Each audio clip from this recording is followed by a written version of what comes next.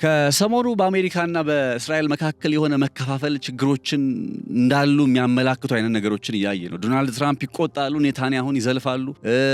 ኔታንያሁ ደግሞ ብቅ ይሉና ዶናልድ ትራምፕ ከሚፈልጉት ነገር በተቃራኒ ያደርጋሉ። ከዛ ይሄንን ተከትሎ በቃ እነዚህ ሰዎች ግን እየተሰነጠቀ ነው የአሜሪካና የእስራኤል ጉዳይ፣ የትራምፕና የኔታንያሁ ጉዳይ ያበቃለት ነው እንዴ የሚል አይነት ሐሳቦችን እንዲነሱ ምክንያት ሆኖ ቆይቷል። ነገር ግን በዛሬ ጥንቅር የምነግራችሁ ጉዳይ እነዚህ ሀገራት በአደባባይ የተኳረፉ ቢመስሉም የተቀያየሙ ቢመስሉም ዶናልድ ትራምፕና ኔታንያሁ በመካከላቸው አንዳች የሆነ መለያየት ቢኖርም እንኳን ነገር ግን በጀርባ ወይም በዋናነት እስራኤልን በዛ ቀጠና ላይ ገናና አድርጎ ለማውጣት የሚደረገው ጥረት አዲስ ምዕራፍ እንደተጀመረና በዚህ ሂደት ላይ እነ ዶናልድ ትራምፕም ጭምር ተሳታፊ እንደሆኑ እና አሜሪካም ዋነኛው አካል እንደሆኑ የሚያሳየውን ጉዳይ ነው። ከሰሞኑ እንደዚህ አይነት ጉዳዮች ሲወሩ አስታውሳለሁ። የገበያ ፖድካስት ተከታታያችን በኮመንት ላይ ሐሳብ ሰጥቶ ነበረና ምንድን ነበር ያለው? እነዚህ መሪዎች በቃ እያስመሰሉ ነው፣ እኔ በፍጹም አላምናቸውም እያለ ነበረ። ዛሬ እንደዛ ብላችሁ ታምኑ ለነበራችሁ ወይም እንደዛ አይነት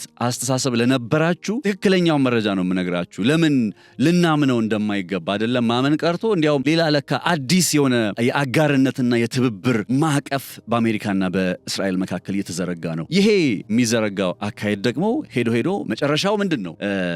እስራኤልን በቀጠናው ላይ የበላይ አድርጎ ማውጣት። እንደምታውቁት አሁን ዶናልድ ትራምፕ በጦርነቱ ምክንያት ከኢራን ጋር በገቡበት ጦርነት ምክንያት ኢራን ሀያል ሆና እየወጣችባቸው ተቸግረዋል። ኢራን መቋቋም የማይችሏት እየሆነች መታለች። ፈላጭ ቆራጯ ሆናለች። ገብቷችኋል? ከዚህ በኋላ ማንም ሊያስቆማት አይችልም እያልኳችሁ ነበረ ትላንትና ኢራንን። አሁን ያንን አይነት ሁኔታ ሲመጣ እንዴት ነው ደግሞ እነ እስራኤልን በተመለከተ ከኢራን በላይ ገናና አድርገው ለመውጣት የሚፈልጉት? በነገራችሁ ላይ የሆነ ግዴታም አለብን ይላሉ። ፖሊሲ አላቸው።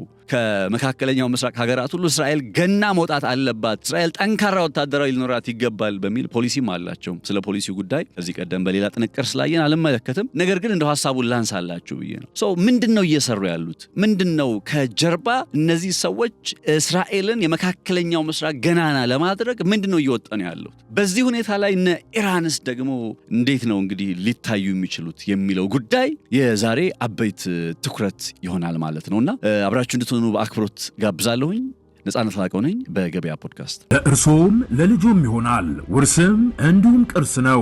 በዲፕሎማቶች መቀመጫ በሆነችው አፍሪካ ህብረት አጠገብ ለእርሶ በቀረበ ዋጋ በካሬ 89,000 ብር ቀድሞ ለሚመዘገቡ 20 ሰዎች ብቻ የማያዳግም ወርቃማ ዕድል ከሰመር ሪል ስቴት ካሳንቺስ ላይ ጥንቅቅ አድርገን የገነባነውን ባለ 17 አፓርታማ ህንፃ ማስረከባችንን ስንገልጽ በልዩ ደስታ ነው። ዛሬ ላይ ደግሞ ከአፍሪካ ህብረት ጎን ከባለ 1 እስከ ባለ 3 መኝታ ሰፊ ካሬ አማራጮችን በ10% ቅድመ ክፍያ ከ700,000 ብር ጀምሮ ለሽያጭ አቅርበናል። ቤታችን ዲዛይናቸው በስካይላይት እና በአየር መንገድ ዕውቅ አርኪቴክቸሮች መሰራታቸው ይበልጥ ተመራጭ ያደርገናል። እንዳያስቡ ሁሉንም የጋራ መገልገያዎች ዘመኑን በዋጀ መንገድ ተሰርተዋል። ቤቱን እየኖሩበት በረጅም ጊዜ የሚከፍሉት 50% የባንክ ብድርም ተመቻችቶሎታል። ፈጥኖ በመደወል የቅናሹ ተጠቃሚ ሆኖ ጥራትና ምክንያታዊ ዋጋ መገለጫችን ነው። ሰመር ሪል ስቴት።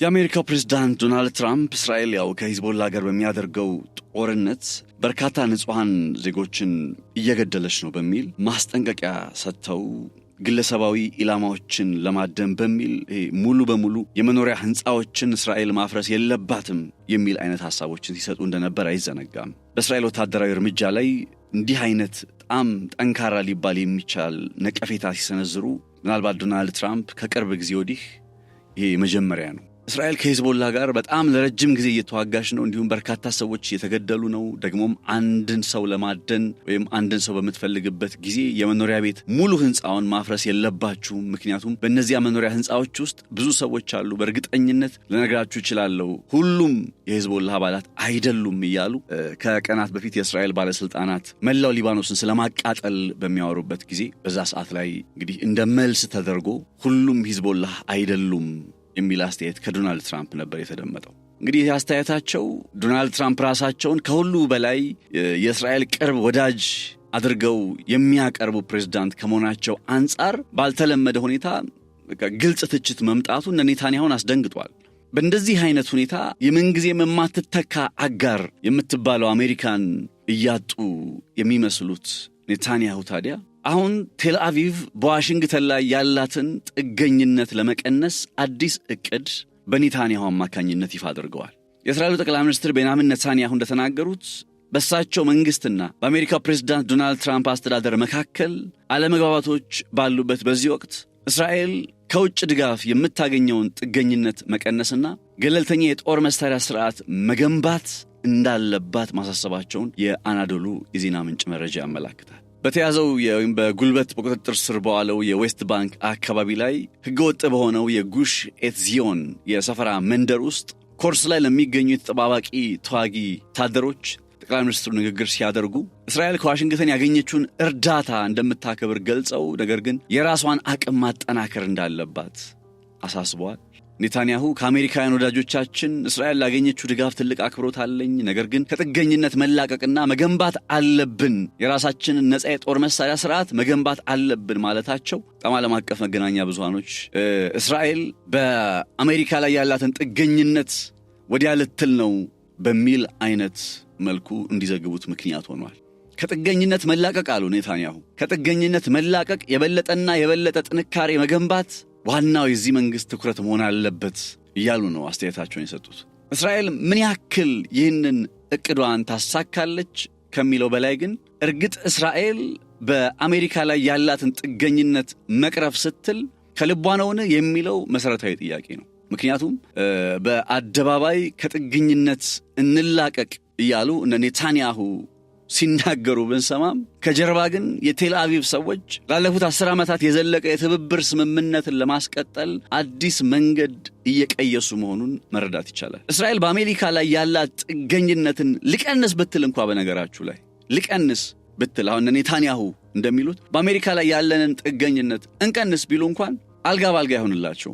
ምክንያቱም ቴል አቪቭ በዋሽንግተን ላይ ያላት ጥገኝነት እንዲህ በቀላሉ ጥገኝነት ብላችሁ የምትገልጹት ነገር አይደለም። ኦልሞስት እኮ እስራኤል የምትባለው ሀገር የአሜሪካ ውጤት እኮ ነች ብለን መግለጽ እንችላለን። ዩናይትድ ስቴትስ እንደ አውሮፓውያን አቆጣጠር በ1948 እስራኤል ስትመሰረት ጊዜያዊ መንግስቷን በይፋ በመቀበል የመጀመሪያ ዕውቅና የሰጠች ሀገር ነች ያው ለእስራኤል። ከዛን ጊዜ ጀምሮ እንደምታውቁት ላለፉት በርካታ 10 ዓመታት ዋሽንግተን ለዚህ የአይሁድ መንግስት ጠንካራና ማይናወጥ ደጋፊ ሆኖ ዘልቋል። ከሁለተኛ ዓለም ጦርነት ማብቂያ በኋላ እስራኤል ከአሜሪካ በ100 ቢሊዮን የሚቆጠር ዶላር የውጭ እርዳታ አግኝታለች። እስከ 300 ቢሊዮን ዶላር ድረስ እንደሚጠጋ መረጃዎች ያመለክታሉ። እርዳታ ብቻ። እስራኤል እርዳታ እንደሚደረግላት ግን ታውቆ ነበረ ማለት ወታደራዊ እርዳታም ሊሆን ይችላል፣ ግን እርዳታ ተብሎ የሚለው ስም አሁን ይህንን ነገር በደንብ እንድታስተውሉት ስለፈለኩ ነው። በኋላ ላይ ከማነሳው ሐሳብ ጋር ስለሚገናኝ እርዳታ ከአሜሪካ እያገኘች ነው የሚለውን ጉዳይ ይህ ከፍተኛ ድጋፍ አሜሪካ ለእስራኤል ደህንነት ያላትን ቁርጠኝነትና ሁለቱ ሀገራት ስትራቴጂካዊ በሆነው ሁልጊዜ ውጥረት በማይለይ መካከለኛው ምስራቅ ቀጠና ያላቸውን የጋራ የውጭ ፖሊሲና ፍላጎት የሚያንጸባርቅ እንደሆነ ተደጋግሞ ይነገራል። በጣም የአሜሪካና እስራኤል ግንኙነት በጋዛ ላይ ያ ሁሉ ውርጅብኝ ሲፈጸም በነበረበት ወቅት እንኳን ማለትም በእስራኤልና በሐማስ መካከል በጋዛ እየተካሄደ በነበረው ጦርነት የአሜሪካ የጦር መሳሪያ ድጋፍ በዚህ ከባድ ሊባል በሚችል ጊዜ እንኳን ጭማሪ ሲያሳይ እንደነበረ መረጃዎች ያሳያሉ። እንደ አብነት አውሮፓውያን አቆጣጠር በ2024 ለእስራኤል የተሰጠ የአሜሪካ ወታደራዊ እርዳታ ላለፉት 10 ዓመታት ታይቶ የማይታወቅ ከፍተኛ ደረጃ ላይ ደርሷል። በተባበሩት መንግስታት ድርጅትና በሐማስ ቁጥጥር ስር በሚገኘው የጋዛ ጤና ሚኒስቴር መረጃ መሰረት በግጭቱ ሳቢያ ከፍተኛ ቁጥር ያላቸው ሲቪሎችን ጨምሮ ከ73000 በላይ የሚሆኑ ፍልስጤማውያን ሕይወታቸውን ያጡበት አይነት ጦርነት ያው ተከናውኗል። ስቲል አሁንም እየተከናወነ ነው። የአሜሪካ ወታደራዊ ድጋፍ እስራኤል በሊባኖስ ከሚገኘው ሂዝቦላህና ከኢራን ጋር በነበራት የቅርብ ጊዜ ግጭትም እንዲሁ ወሳኝ ሚና ይጫወታል። ከኦክቶበር 7 ቀን 2023 የእስራኤልና የሐማስ ጦርነት ከተቀሰቀሰበት ጊዜ ጀምሮ አሜሪካ ቢያንስ 16.3 ቢሊዮን ዶላር ቀጥተኛ ወታደራዊ እርዳታ ለእስራኤል ሰጥታለች ወይም ለእስራኤል የሚሰጥ ሕግን አጽድቃለች። ይህ እርዳታ በ3 ህጋዊ ማዕቀፎች ተፈቅዷል። በኤፕሪል 2024 ላይ በወጣው ተጨማሪ የገንዘብ ድልድል እንግዲህ ከ16.3 ቢሊዮን ዶላሩ በተጨማሪ 8.7 ቢሊዮን ዶላር ደግሞ በ2024 ታከለበት። እንዲሁም በ2025 በወጣ የበጀት ድልድል አዋጅ ደግሞ በየዓመቱ 3.8 ቢሊዮን ዶላር እርዳታ ለእስራኤል ተመድቧል። ወታደራዊ እርዳታ የጋዛ ጦርነት በነበረበት በ2023 ጊዜ 16.3 ከዛ በቀጣይ ዓመት ማለትም በ2024 8.7 ኦልሞስት ወደ 25 ቢሊዮን ዶላር ማለት ነው። ከዛ በ2025 ደግሞ 3.8 ቢሊዮን ዶላር ሲደመር አጠቃላይ ወደ 28.8 ኦልሞስት ወደ 29 ቢሊዮን ዶላር ወታደራዊ እርዳታ ነው ከአሜሪካ በቀጥታ የምታገኘው። የእስራኤል መከላከያ ሚኒስትር በግንቦት 2025 እንዳስታወቀው ከጥቅምት 2023 ጀምሮ ዩናይትድ ስቴትስ በ800 የጭነት አውሮፕላኖችና በ140 መርከቦች አማካኝነት 9000 ቶን የሚመዝን የጦር መሳሪያና ቁሳቁስ አቅርባለች። ይህ ታይቶ የማይታወቅ ከፍተኛ የአቅርቦት ፍሰት የታንክና የመድፍ ጥይቶችን፣ ቦምቦችን፣ ሮኬቶችንና ቀላል የጦር መሳሪያዎችንም ጭምር ያካተተ ነው። አሁን ቀደም ብሎ በወታደራዊ እርዳታ በ2023 በ2024 እና በ2025 ኦልሞስት ወደ 29 ቢሊዮን ዶላር ወታደራዊ እርዳታ ብቻ አግኝታለች ያልኳችሁ ነበር። ነገር ግን የአሜሪካን ጦር መሳሪያ በመግዛትም ረገድ ቀዳሚ ከሚባሉት እስራኤል አንዷ ነች። በኤፕሪል 2025 ላይ እስራኤል ከአሜሪካ ጋር 39 ቢሊዮን ዶላር የሚያወጡ 751 አክቲቭ ወታደራዊ ሽያጭ ስምምነቶች ነበሯት። የአሜሪካ ወታደራዊ እርዳታ ተቀባዮች አሉ ማለት እነ ጃፓንም እነ ደቡብ ኮሪያም ሊገዙ ይችላሉ እና ከአሜሪካ ኩባንያዎች ብቻ መግዛት እንደ ግዴታ የሚሆንባቸው አጋጣሚዎች አሉ። እስራኤል ግን ለሌሎች የማይሰጥ አይነት ልዩ መብት ተጠቃሚ ናት።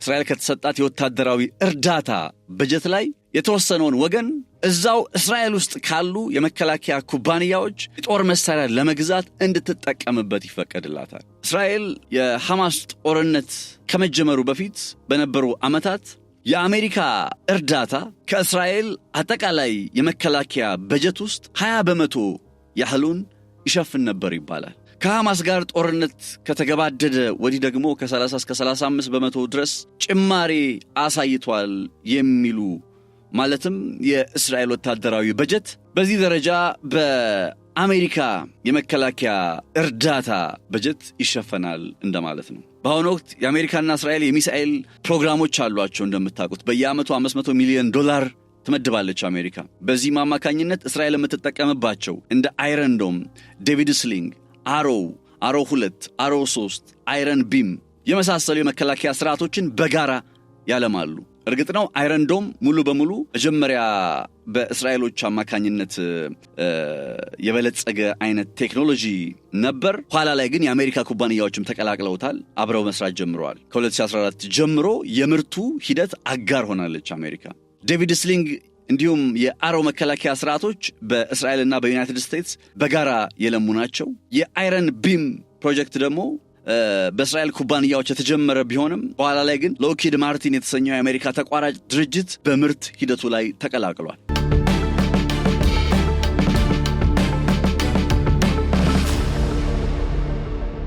እስራኤል ከተወሰኑ ሌሎች ሀገራት የጦር መሳሪያዎችን ብትገዛም አብዛኛው የጦር መሳሪያው ግዢዋ ግን ከአሜሪካ የሚመጣ ነው። በቅርብ ዓመታት ውስጥ ቀሪ የጦር መሳሪያዎቿን አቅርቦት በዋናነት ከጀርመን ታመጣ ነበረ።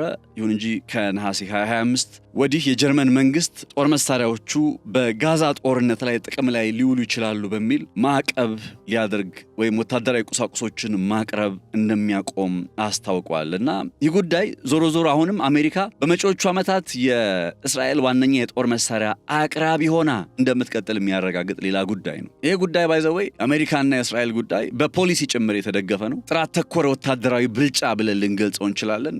እስራኤል በመካከለኛው ምስራቅ ያላትን የወታደራዊ የበላይነት ማረጋገጥ ላይ ያለመ አይነት ስምምነት በአሜሪካና በእስራኤል መካከል በ2008 እንደ አውሮፓውያን አቆጣጠር አካባቢ ላይ በይፋ እንግዲህ ስራ ጀምሯል። ይህ እንግዲህ የአሜሪካ መንግስት የእስራኤልን ወታደራዊ አቅም የበላይነት እንዲያስጠብቅ የሚገደድበት አይነት ፖሊሲ ወይም ህግ ነውና እስራኤል ከማንኛውም ከሀገራት ጥምረት ወይም ከመንግስታዊ ካልሆኑ ታጣቂ ቡድኖች የሚሰነዘርባትን ማንኛውም ተጨባጭ ወታደራዊ ስጋት አነስተኛ የጉዳትና አነስተኛ የሰው ህይወት መስዋዕትነት ብቻ በመክፈል እንድታሸንፍ የማስቻል ግዴታ ተብሎ ሊገለጽ ይችላልና እንግዲህ በፖሊሲ ጭምር ይህን አይነት ትብብር ካላቸው አሜሪካና እስራኤል ኔታንያሁ መጥቶ አሁን ከአሜሪካ ላይ ያለንን ጥገኝነት እንላቀቅ ሲሉ ማለት ይሄ ነገር ተጨባጭ ነው ወይንስ ምንድነው ነገሩ የሚል ጥያቄ በግድ መነሳት ይኖርበታል። በነገራችሁ ላይ ወትሮም የኔታንያሁ መግለጫ ለፖለቲካዊ ድራማ ከመሆን ያለፈ በተግባር የማይፈጸም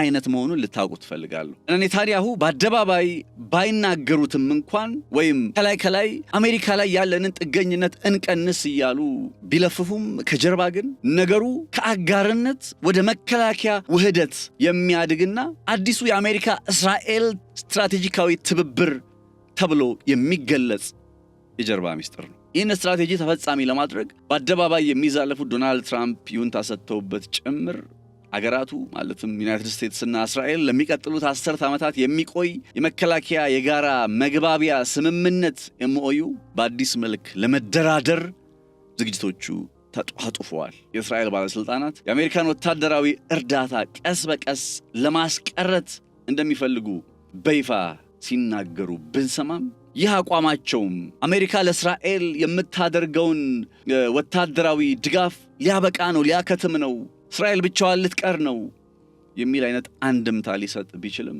እውነታው ግን እንዳልኳችሁ ፍጹም ሌላ ነው። ጠቅላይ ሚኒስትር ቤንያሚን ኔታንያሁን ጨምሮ ከፍተኛ የእስራኤል ባለስልጣናት በሚስጥር እየደገፉት ያሉት አንድ ነገር የአሜሪካ ድጋፍ እንዲቀንስ ሳይሆን የአቅርቦት መንገዱ መዋቅራዊ ለውጥ እንዲደረግበት ነው።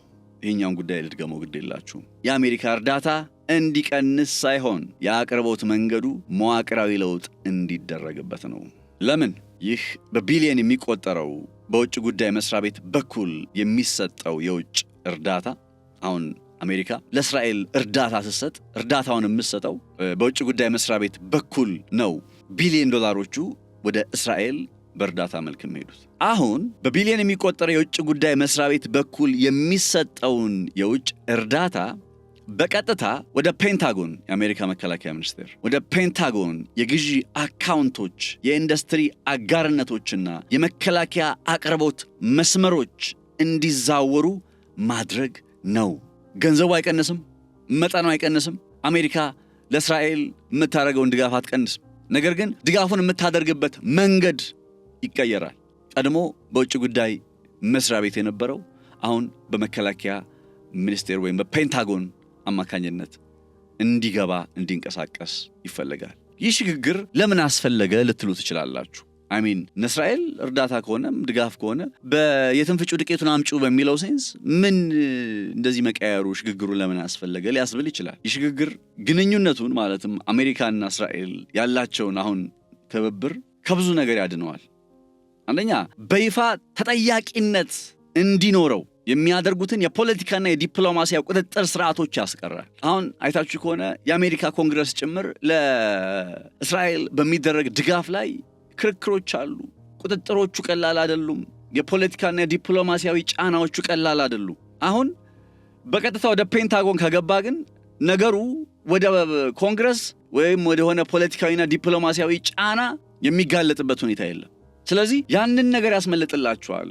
በሚስጥር ስራዎቻቸውን እንዲያከናውኑ ያደርጋቸዋል። ድጋፉ በየዓመቱ በአሜሪካ ምክር ቤት በግልጽ ድምፅ ከመወሰን ይልቅ ኮንግረሱ ነው የሚወስንላቸው። እንደምታውቁት ይህን ያክል እርዳታ እንስጣቸው ለእስራኤሎች እጅ ያወጣሉ። ከዛ የሚደግፉ የሚቃወሙ ያንን ነገር የሚያጸድቁት በየት ነው?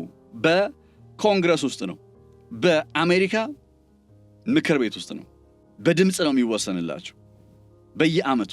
አሁን ያንን በድምፅ ከመወሰን ይልቅ ቁጥጥርና የፖለቲካ ተጠያቂነት ወደማይታይበት ይበልጥ ውስብስብ ወደሆነ የመከላከያ ግዢ መዋቅር ውስጥ ማስገባት ነው እንግዲህ ሐሳቡ። በዚህም ሳቢያ የሁለቱ ሀገራት የመከላከያ ግንኙነት ይበልጥ ጥልቅ ግን ደግሞ ግልጽነት የጎደለውና ሚስጥራዊ ሆኖ ይቀጥላል ማለት ነው። ተረዳችሁኝ አይደል? እነ ኔታንያሁ ከአሜሪካ ላይ ያለንን ጥገኝነት መቀነስ አለብን። እነ ቤንጊቨር ምን እርዳታ ነው? አሜሪካ ልትረዳን አይገባም፣ እኛ ራሳችንን የቻልን ሉዓላዊ ሀገር ነን ምናምን እያሉ እነ ኔታንያሁም እንዳልኳችሁ ሌሎችም እነ ቢዜል ሲሞትሪችም የሚናገሩት ይታወቃል። ብቻ በቃ እስራኤል አሁን ላይ በቃ ኢንዲፔንደንት ኔሽን ነች ከአሜሪካ ውጪ ሆና የሚል ጉዳይን እንድናስብ በጣም ይፈልጋሉ። ነገር ግን አይደለም እንደዛ። ከአሜሪካ ውጪ መሆን አትችልም እስራኤል። በጣም ረጅም ጉዞ ነው ገና ለሱ። አሁን ላይ ታዲያ እነዚህ ሰዎች ምንድነው እያወሩ ያሉት? ስለምንድን ነው ከተባለ እነዚህ ሰዎች እያወሩ ያሉት የገንዘብ የሚያገኙበትን እርዳታ የሚያገኙበትን መንገድ ስሙን እየቀየሩ ነው። ገንዘቡ የሚተላለፍበትን መንገድ እየቀየሩ ነው። ኮንግረሱ ሳያውቅ ኮንግረሱ ውስጥ ስለኛ ጉዳይ ሳይወራ እንደው ዝም ብሎ ገንዘብ ይሰጠን ነው። እንደው ዝም ብሎ እርዳታው ይሰጠን ነው የእስራኤል አቋም። ያንን ነገር ለማድረግ የሚያስችል የስምምነት ሂደት ደግሞ እነ ትራምፕ ለመፈራረም ጥረት እያደረጉ ዝግጅት እያደረጉ ነው ይባላል። እነ ትራምፕ እስራኤል በሂዝቦላ በኩል እንዲህ ያደረገች ብለው ሲናገሩ ወይም ትራምፕና ኔታንያሁ ተጣሉ፣ ተኳረፉ ምናምን እንዲህ የሚል ነገሮችን ስንሰማ ሞሮፍ የሆነ ጊዜ ማንስቻለሁ። ይሄ ነገር እንደው ፖለቲካዊ ነው የሚመስለኝ እያልኩ ነበር። ነገሩ በርግጥ ተለያይተው ወይም በርግጥ በአሜሪካና በእስራኤል መካከል የሆነ መንገራገጽ ተፈጥሮ አይደለም። እንዲያውም እኮ አሁን የምላችሁ ነገር የበለጠ ግንኙነታቸውን ሊያጠናክር ከፍ ሊያደርግ የሚችል አይነት ነገር ነው እየፈለጉ የሚገኙት ነው የምላችሁ ወይም እያመቻቹ ያሉት። ለእርሶም ለልጆም ይሆናል ውርስም እንዲሁም ቅርስ ነው። በዲፕሎማቶች መቀመጫ በሆነችው አፍሪካ ህብረት አጠገብ ለእርሶ በቀረበ ዋጋ በካሬ 89,000 ብር ቀድሞ ለሚመዘገቡ 20 ሰዎች ብቻ የማያዳግም ወርቃማ ዕድል ከሰመር ሪል ስቴት ካሳንቺስ ላይ ጥንቅቅ አድርገን የገነባነውን ባለ 17 አፓርታማ ህንፃ ማስረከባችንን ስንገልጽ በልዩ ደስታ ነው። ዛሬ ላይ ደግሞ ከአፍሪካ ህብረት ጎን ከባለ 1 እስከ ባለ 3 መኝታ ሰፊ ካሬ አማራጮችን በ10% ቅድመ ክፍያ ከ700 ብር ጀምሮ ለሽያጭ አቅርበናል። ቤታችን ዲዛይናቸው በስካይላይት እና በአየር መንገድ ዕውቅ አርኪቴክቸሮች መሰራታቸው ይበልጥ ተመራጭ ያደርገናል። እንዳያስቡ ሁሉንም የጋራ መገልገያዎች ዘመኑን በዋጀ መንገድ ተሰርተዋል። ቤቱን እየኖሩበት በረጅም ጊዜ የሚከፍሉት 50% የባንክ ብድርም ተመቻችቶሎታል። ፈጥኖ በመደወል የቅናሹ ተጠቃሚ ሆኖ ጥራትና ምክንያታዊ ዋጋ መገለጫችን ነው። ሰመር ሪል ስቴት። የዚህ ትብብር የበጀት አፈጻጸም የራሱ የሆነ አንድምታ አለው። በነገራችሁ ላይ ከ2019 የበጀት ዓመት ጀምሮ ዩናይትድ ስቴትስ በየዓመቱ $3.3 ቢሊዮን ወጪ ወታደራዊ ፈንድ ማለት ነው ኤፍኤምኤፍ የሚባለውን ለእስራኤል በእርዳታ መልኩ ነው የምታቀርበው። ቅድም እንዳልኳችሁ ለሚሳኤል መከላከያ ትብብር ደግሞ ተጨማሪ $500 ሚሊዮን ትመድባለች። ከዚህ የእርዳታ ገንዘብ ውስጥ 25% ያህሉ የሚሆነው እስራኤል የራሷ የሀገር ውስጥ የመከላከያ ኢንዱስትሪና ወታደራዊ ቁሳቁሶችን እንድትገነባበት የተፈቀደባት ልዩ መብቷ ነው። ቀደም ብዬ ያነሳሁት ኦኤስፒ የሚሉት አይነት አሰራር ማለት ነው። ይህ አሰራር በተዘዋዋሪ አሜሪካ የእስራኤልን ወታደራዊ ኢንዱስትሪ መዋቅር በገንዘብ የምትደጉሙበት መንገድ ነው። ይህ የልዩ በጀት አጠቃቀም አሁን ላይ ያለው የ10 ዓመት ስምምነት ሲያበቃ አብሮ ያቆማል። ይህን ተከትሎም ታዲያ እነ ኔታንያሁ አዲስ ሐሳብ እያብሰለሰሉ ነው። የቀጥታ እርዳታው ሙሉ በሙሉ ቀርቶ ቅድም አሁን መግቢያ ላይ ካስታወሳችሁ ስለ እርዳታ እያነሳውላችሁ ነበር። አሜሪካ እስራኤልን እንደምትረዳ ታውቃላችሁ ብዬ ጠይቄያችሁ ነበር መግቢያ ላይ አስታውሱ። አሜሪካ እንግዲህ አሁን እየመጣ ካለው ሐሳብ አንጻር ለእስራኤል የምታከናውነው የቀጥታ እርዳታ ሙሉ በሙሉ ቀርቶ በአሜሪካና በእስራኤል የመከላከያ ውህደት ላይ በተመሰረተ ግንኙነት አዲስ ሐሳብ ይዘው ቀርበዋል መጥተዋል። ይህ የእስራኤል ኩባንያዎችንና የእስራኤል የፈጠራ ባለቤትነት መብቶች በትላልቅ የፔንታጎን ፕሮግራሞችና ምርቶች ውስጥ ጭምር እንዲካተቱ ያደርጋል። ይህ አዲሱ የወታደራዊ ግዢ ማዕቀፍ እንደ ቀድሞው የውጭ እርዳታ አሰጣጥ ሂደት ሳይሆን ማለትም በአሜሪካ ኮንግረስና በውጭ ጉዳይ ሚኒስቴር መስሪያ ቤት በኩል በፖለቲካዊ ቁጥጥርና ምርመራ የሚጋለጥ ሳይሆን ይልቁንም ግምገማው የሚከናወነው እንደምንድን ነው? እንደ ወጪ፣ እንደ ዝግጁነት፣ እንደ ኢንቨስትመንት በመሳሰሉ የቢሮክራሲያዊ መስፈርቶች ብቻ ይሆናል። ምን ማለት ነው? ጋዛ ውስጥ የአሜሪካ ጦር መሳሪያን በመጠቀም ድብደባ ተፈጸመ የሚል ጉዳይ ከዚህ በኋላ በአሜሪካ ኮንግረስ ውስጥ አይነሳም። እስራኤል የአሜሪካ ጦር መሳሪያን በመጠቀም በሊባኖስ ውስጥ እንደዚህ አይነት ንጹሃንን ገደለች የሚል ጉዳይ በአሜሪካ ኮንግረስ ውስጥ አይነሳም። ሌላኛው ዓላማው ይሄ ነው። የገንዘብ ዝውውሩን እነ እስራኤል በሚፈልጉት ከቁጥጥር ውጭ በሆነ መንገድ ከማንቀሳቀስ ባለፈ የአሜሪካ ጦር መሳሪያ መነሻ ሆኖ እስራኤል ላይ የሚመጣ ትችትና ውግዘትን ሙሉ በሙሉ የሚያስቀር አይነት እቅድ ነው። አሁን አሜሪካም ደግሞ ይህን ነገር ስታከናውን እነ ኔታንያሁ ብቻ አይደለም የሚጠቀሙት። እነ ዶናልድ ትራምፕም ለእስራኤል የሚደረገው ድጋፍ እንደ ነፃ ስጦታ በተደጋጋሚ ይቆጠርባቸዋል። ነፃ ስጦታ ለምን የሚለው ጉዳይ አሁን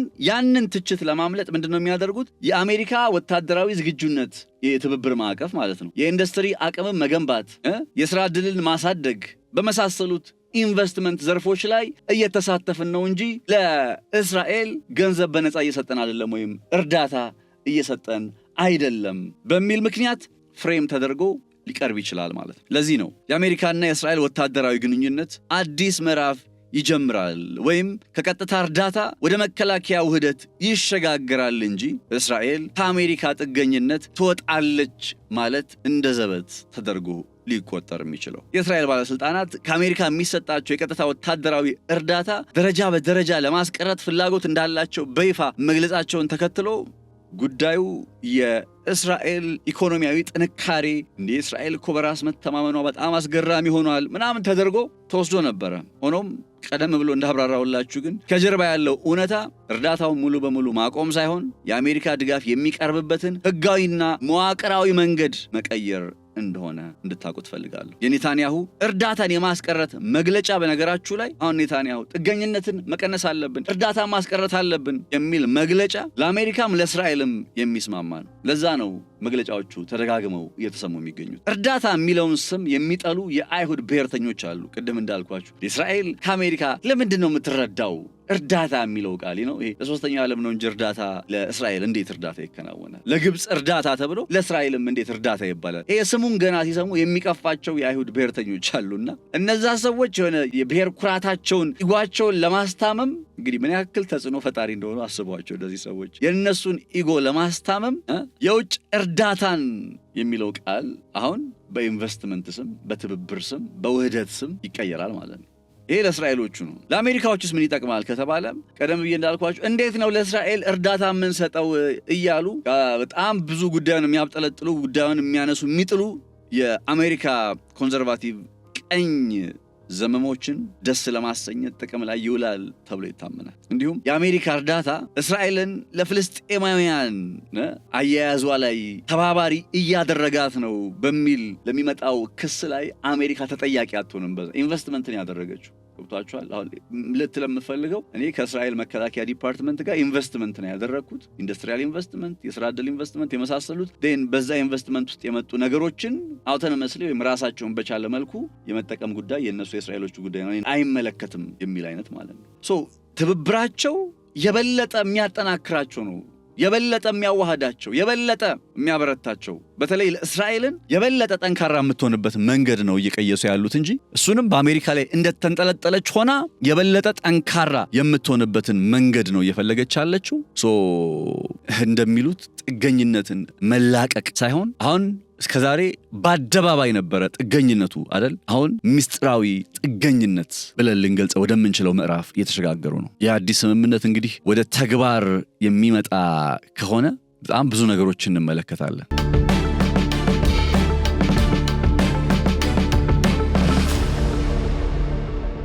እንዳልኳችሁ ለምሳሌ ባለፉት ዓመታት የሰብአዊ መብት ተሟጋቾችና ፖለቲከኞች የአሜሪካ ወታደራዊ ድጋፍ እስራኤል በዌስት ባንክ ከምታደርገው የሰፈራ ግንባታ ወይም በጋዛ ከምትጠቀመው የጦር መሳሪያ አጠቃቀም ጋር እንዲያያዝ ሲወተውቱ ቆይተዋል። ከዚህ በኋላ ለእስራኤል የምንሰጠው ድጋፍ ይህን ታሳቢ ባደረገ መልኩ ይሁን የጋዛን ጉዳይ የዌስት ባንክም ጉዳይ ምናምን የሚሉ የሰብአዊ መብት ተሟጋቾችና ፖለቲከኞች ጥያቄ ጎርፈዋል። አሁን በአዲሱ የአሜሪካና የእስራኤል ወታደራዊ ግዢ ማዕቀፍ ግን የቅድመ ሁኔታና ጥያቄ ሙሉ በሙሉ ዋጋ ያጣል። ምክንያቱም አሜሪካ የምታወጣውን ገንዘብ የውጭ እርዳታ ሳይሆን የራሷ ወታደራዊ ዝግጁነትና የሀገር ውስጥ ስራ ዕድልን ለማሳደግ የተደረገ ኢንቨስትመንት አድርጋ ማቅረብ ስለምትችል የህግ ተፈጻሚነቱም እንዲሁ አጥር ይበጅለታል። ይህ አዲስ ስምምነት ወደፊት በአሜሪካ የውጭ ፖሊሲ ላይ ትልቅ ውዝግብ የሚያስነሳውን ዓመታዊ የድምፅ አሰጣጥ ሂደትም ያስቀራል። እስራኤል ከአሜሪካ እርዳታ አትቀበልም የሚለው ስም በይፋዊ ሰነዶች ላይ ቢሰፍንም ነገር ግን በሁለቱም ሀገራት መካከል ያለው የጦር መሳሪያና የቴክኖሎጂ ትስስር ከመቼውም ጊዜ በላይ የጠነከረና ለመበጠስ አስቸጋሪ እየሆነ መጥቷልና እንግዲህ የሁለቱ ሀገራት ግንኙነትን ለመረዳት የኮንግረስ የእርዳታ ድምፅን ሳይሆን ገብቷቸዋል ኮንግረስ ላይ የሚቀርቡ ሪፖርቶችን ሳይሆን የምንከታተለው የፔንታጎን የወታደራዊ ግዢ በጀትና የጋራ የአሜሪካና እስራኤል የቴክኖሎጂ ስምምነቶችን ይሆናል ማለት ነው። ስለዚህ አሁን ሚስጥሩ ቤት ይብሰለሰላል በፔንታጎንና በጋራ ኢንቨስትመንቶቻቸው ላይ። ከዚህ ቀደም ከነበረው ምን ተቀየረ? ኮንግረስ፣ የህዝብ ተወካዮች ምክር ቤት ምናምን የሚባል አካል በእስራኤል ጉዳይ ከዚህ በኋላ አያገባውም እየተባለ ነው የሚገኘው። አዲሱ የግንኙነት ምዕራፍ፣ አዲሱ መተባበር ይሄ ነው። በዚህ መካከል ነው እንግዲህ እነ ኔታንያሁ ከአሜሪካ ጋር ያለንን አጋርነት ስለመቋጨት አሜሪካን ባንድም ይሁን በሌላ ጥገኝነታቸውን ለመቀነስ በሚቀጥሉት 10 ዓመታት እስራኤል በራሷ አቅም ላይ የተንጠለጠለ ወታደራዊ አቅምን ትገነባለች የሚል አይነት ሐሳቦችን ሲያነሱ ሰምታችኋል። ያ በራሳችን አቅም ላይ የተንጠለጠለ ይሆናል የሚሉት ጉዳይ ከአሜሪካ ጋር ተባብረው የሚገነቡት እንጂ ከአሜሪካ ላይ ያላቸውን ጥገኝነት አሽሽተው የሚገነቡት አይነት ወታደራዊ አቅም አይደለም። አሜሪካ ተጠያቂነትን ማምለጥ የሚችሉበት መንገድ ነውና በዚህ ጉዳይ ላይ ያው በብዙ ተሳታፊ የሆኑ ይገኛሉ። ከዛ ባለፈ ባሉ ጉዳዮች ላይ ግን አሁን ይሄ በአደባባይ ላይ እስራኤል የአሜሪካን እርዳታ እያገኘች ነው፣ ወታደራዊ ድጋፍ ምናምን የሚለውን ነገር ይቀርና እስራኤል ራሱ አዛዥ መሆን ትጀምራለች ማለት ነው። ምክንያቱም በፔንታጎን ነው ነገሩ የሚከናወነው። የምትፈልገውን ነገር ማከናወን ትችላለች። የኢንቨስትመንት ጉዳይ ነው። ሶ ኤኒባዲ ኢንተረስትድ የሆነ ኢንቨስተር፣ አንድ የጁ ባለሀብት ወይም የጁ ኢንቨስተር በዛ ቦታ ላይ ኢንቨስት ማድረግ ፈልጎ ከመጣ ነገሩ ክፍት ሆኖ ይቀጥላል ማለት ነው። ለማን? ለእስራኤልም ለአሜሪካ። የአሜሪካ ወታደራዊ ቴክኖሎጂዎችና አቅሞች እንደምታውቁት አሁን በዚህ በኢራን ጦርነት ሳቢያ ምን ያክል አቅማቸው እንደተሟጠጠ የምናውቀው ጉዳይ ነው። የአሜሪካው ፕሬዝዳንት ዶናልድ ትራምፕ ከኢራን ጋር በጦርነት ውስጥ እየተዋጋን ብንቆይ ኖሮ ምናልባት ለ4 ወራት ያክል ብቻ መዋጋት የምንችልበት የጦር መሳሪያ ክምችት አቅም ነበረን ሲሉ መናገራቸውም ጭምር አይዘነጋም። እና ይህንን አይነት ነባሪያ ሁኔታ ላይ ያለችው አሜሪካ መቼስ በዚህ ሰዓት ላይ ውጥረት ላይ የምትገኘው ከኢራን ጋር ብቻ አይደለም አይደል? ከነ ቻይና ከነ ራሽያም ጋር አለች። የዩክሬኑ ጉዳይም እንዳለ ሆኖ በሰሜን ኮሪያ በኩልም ሆነ በነኩባ በኩል ሌላ እንቅስቃሴዎች የሚመጡ ከሆነ እነዛን አካሄዶች ለማስፈጸም ጠንካራ የሆነ የወታደራዊ አቅም ክምችት ያስፈልጋል። ያንን የወታደራዊ አቅም ክምችት በመምራት በማስፈጸም ረገድ አሁን አሜሪካ ውስጥ ዋነኛዎቹ የፕራይቬት ኩባንያዎች ናቸው። እነ ሎኪድ ማርቲንን የመሰሉ ኩባንያዎች በጣም ከፍተኛ የሆነ የጦር መሳሪያ አምራች ኩባንያዎች ናቸው። አክቹሊ በዓለም ላይ ቶፕ 5 ብለን ብናነሳ የጦር መሳሪያ ከሚያመርቱ 5 ዋና ዋና አምራች ኩባንያዎች ብለን ብናይ አይ ቲንክ 5ቱም እዛው አሜሪካ ውስጥ የሚገኙ ተቋማት ናቸው። ነገር ግን በቂ አይደለም።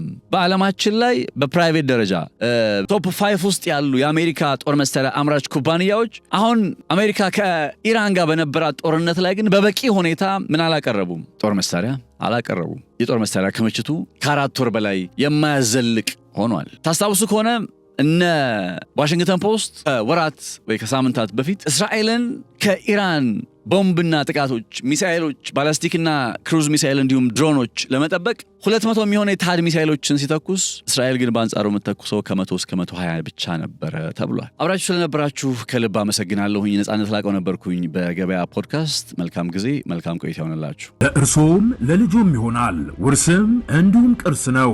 በዲፕሎማቶች መቀመጫ በሆነችው አፍሪካ ህብረት አጠገብ ለእርሶ በቀረበ ዋጋ በካሬ 89,000 ብር ቀድሞ ለሚመዘገቡ 20 ሰዎች ብቻ የማያዳግም ወርቃማ ዕድል ከሰመር ሪል ስቴት ካሳንቺስ ላይ ጥንቅቅ አድርገን የገነባነውን ባለ 17 አፓርታማ ህንፃ ማስረከባችንን ስንገልጽ በልዩ ደስታ ነው። ዛሬ ላይ ደግሞ ከአፍሪካ ህብረት ጎን ከባለ 1 እስከ ባለ 3 መኝታ ሰፊ ካሬ አማራጮችን በ10% ቅድመ ክፍያ ከ700,000 ብር ጀምሮ ለሽያጭ አቅርበናል። ቤታችን ዲዛይናቸው በስካይላይት እና በአየር መንገድ ዕውቅ አርኪቴክቸሮች መሰራታቸው ይበልጥ ተመራጭ ያደርገናል። እንዳያስቡ ሁሉንም የጋራ መገልገያዎች ዘመኑን በዋጀ መንገድ ተሰርተዋል። ቤቱን እየኖሩበት በረጅም ጊዜ የሚከፍሉት 50% የባንክ ብድርም ተመቻችቶሎታል። ፈጥኖ በመደወል የቅናሹ ተጠቃሚ ሆኖ ጥራትና ምክንያታዊ ዋጋ መገለጫችን ነው። ሰመር ሪል ስቴት